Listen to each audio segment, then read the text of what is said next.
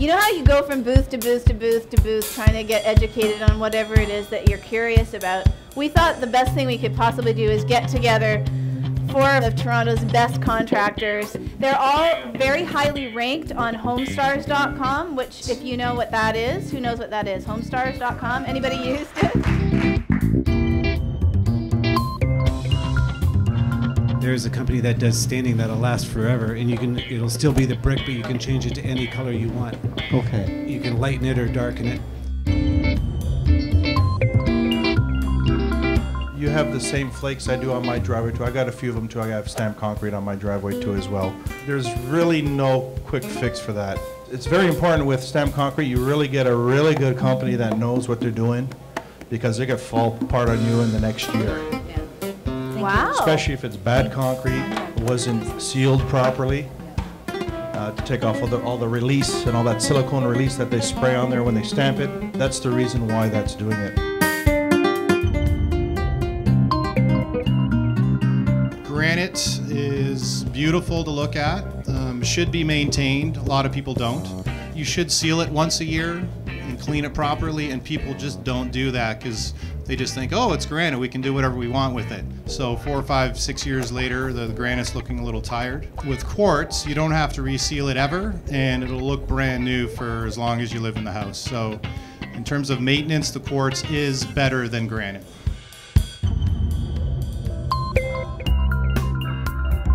That's called spalling, when the face of the brick comes off. We can either replace the bricks individually, or even if it's a large section, we can cut out the bottom bricks and put in new bricks in a place like that. And you'd be able to match the brick up? I'd have to see the brick. I can get pretty well any brick that's still available. Otherwise, like I said earlier, we could get a brick that with the same texture and then have it colored.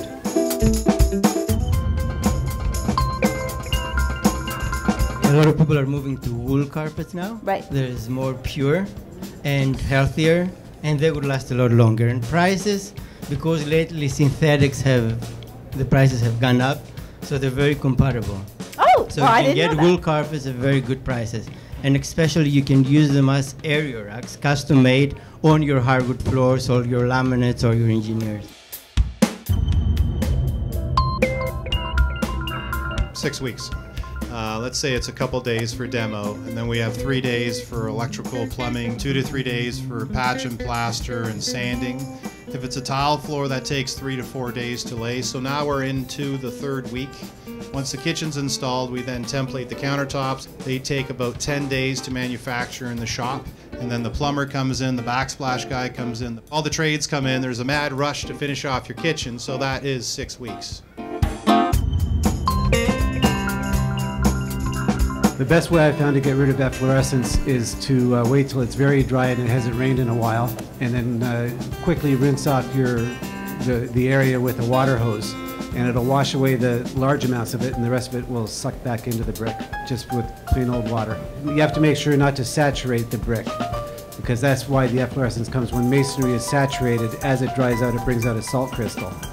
Once it's dry, that's what you're looking at. So you brush it off, a quick rinse, and it'll suck back into the brick. Well, that's cool.